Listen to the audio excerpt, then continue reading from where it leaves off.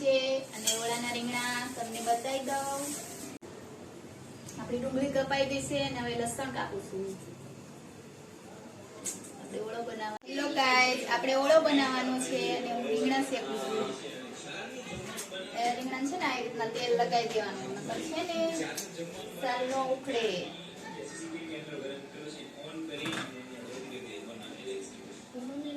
હા શું કરજો, કાણા પાડી દેવાના, નકર પછી રીંગણું ફાટે.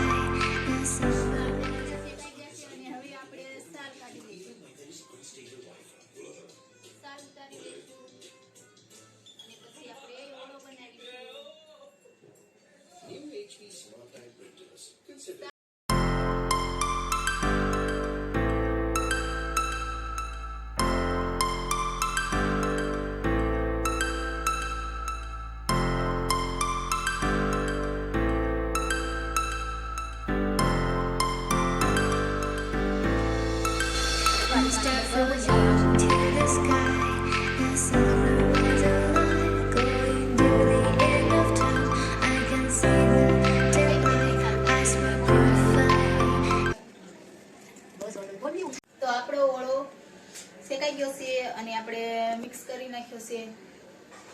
અને એની માટે લીલા કાંદા, લીલું લસણ, લીલા ટામેટા, આદુ લસણની પેસ્ટ. અને હવે આપણે ઓળો છે ને ગાઈસ ઘીમાં વઘારવાનો છે, ઘીમાં બનાવવાનું છે. ઘીમાં આપણે ઘી નાખશું. કેટલું વેટલું નહીં હો, એટલું વેટલું નહીં. તમારે જેટલો ઓળો બનાવો ને એ પ્રમાણે ઘી લેવાનું. બસ મને કોમેન્ટમાં કહે કે આટલું ઘી ન હોય, આટલું ઘી હોય. તો આપણે 2 ચમચી ભરીને નાખ્યું છે ઘી.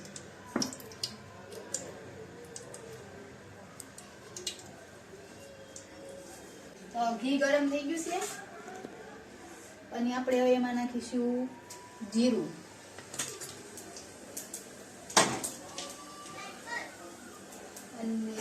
અને પછી નાખીશું આપણે કાંદા.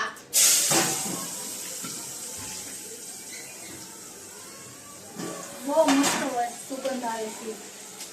ઘીમાં વઘાર કરીને મસ્ત સુગંધ આવે.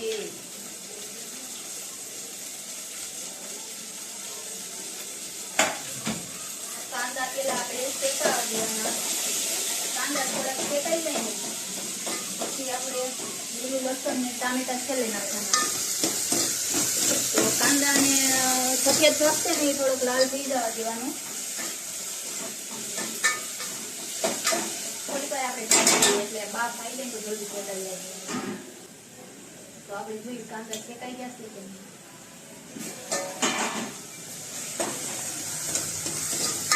કાંદા શેકાઈ ગયા છે. હવે આપણે એમાં શું લીલું લસણ નાખી દેવાનું.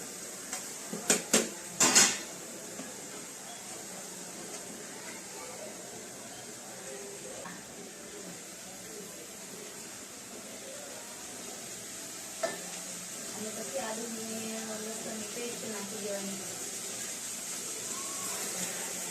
ટામેટા બરાબર આપણા બફાઈ જાય.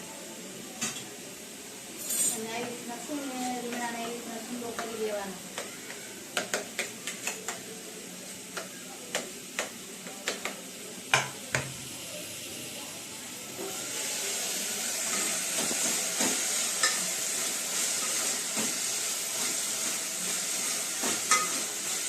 નથી શેકાના, થોડી વાર ઢાંકી દઉં.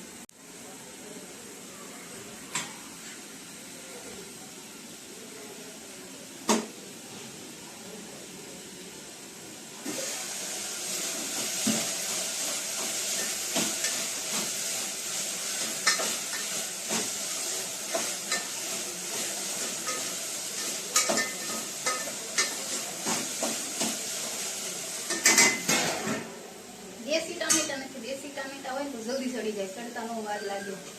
ઓલા વિલાયતી છે એટલે છે ને એને સડતા બહુ વાર લાગે. આપણને દેશી ટામેટા ન મળ્યા તો આપણે લઈ લીધા, બાકી તો દેશી જ તે લેવાના.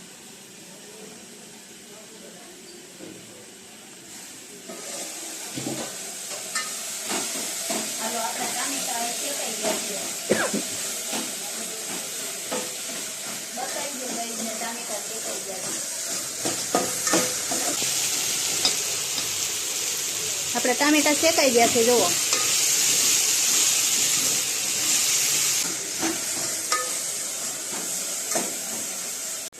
હળદર, ધાણા જીરું પાવડર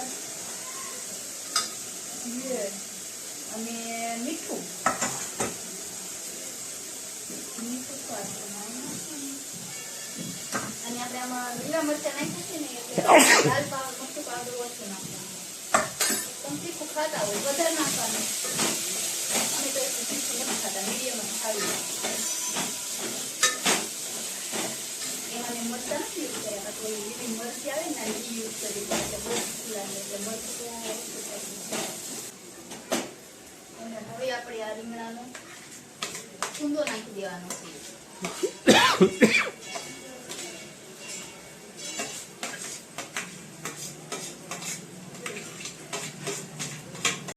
તો આપણો ઓળો બની ગયો છે ગાઈસ, તમે જોઈ શકો છો.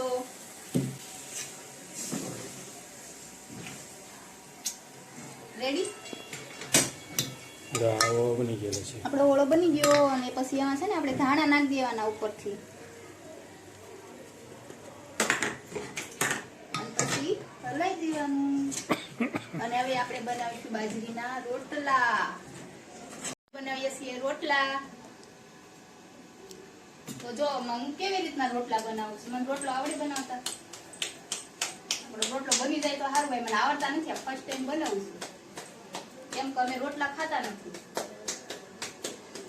ક્યારેક આવી રીતના ઓળો બનાવવાનો હોય, કઠોળ હોય ત્યારે ક્યારેક ક્યારેક બનાવું છું, પણ આવડતા છે નહીં. તમને કેમ લાગે છે કે રોટલા મને આવડતા છે કે નહીં આવડતા? જોઈને કહી દેજો તમે. અને આપણે રોટલો બની ગયો છે, આ 2 રોટલા બની ગયા છે. આપણે એમાં ઘી લગાવી દઈશું, બસ બસ શરદી થાય.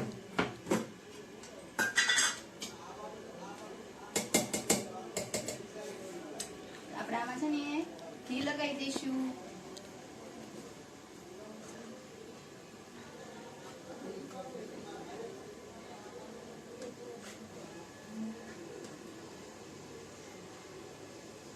બીજા રોટલામાં પણ ઘી લગાવી દઈશું. કોરેથી હોય ગાંડું આમાં બધું મિક્સ થઈ જશે. હો એ ચિંતા નહીં કરવાની. આપણો રોટલો શેકાઈ ગયો છે.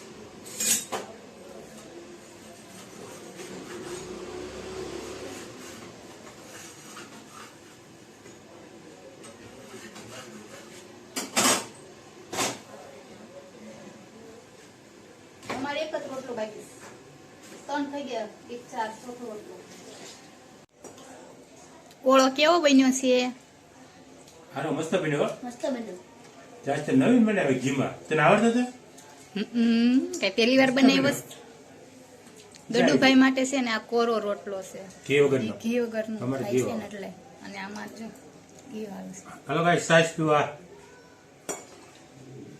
મમરાની સાસ. ગડુભાઈ તમને કેવો લાગ્યો ઓળો? મસ્ત. ખાલી મસ્ત જ તે? બહુ મસ્ત લાગ્યો. બહુ મસ્ત એમ હોય તો ગડુભાઈ એને પપ્પા હારે ખાઈ સાઈસ. તો ગડુભાઈ ની છે ને અમારે દેહની સાઈસ ન ભાવે, પછી એને કોથળીની સાઈસ લાવી ના પણ તો જો આવી રીતના પીવે, નહીં તો ન પીવાય ને. આવી ઘી નહીં ખાવાનું. જો આમ કોરો રોટલો ખાઈ.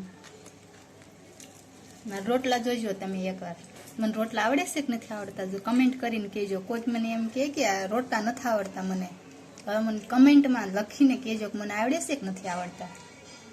હેલો ગાઈસ, તો પછી અમારો વિડીયો તમને ગમે તો લાઈક કરજો, અને ચેનલમાં નવા હોય તો સબસ્ક્રાઇબ કરજો, બેલ આઇકન દબાવવાનું ભૂલતા નહીં. અને નવા બ્લોગમાં મળીશું કાલે. તો જય વીર બાવજી.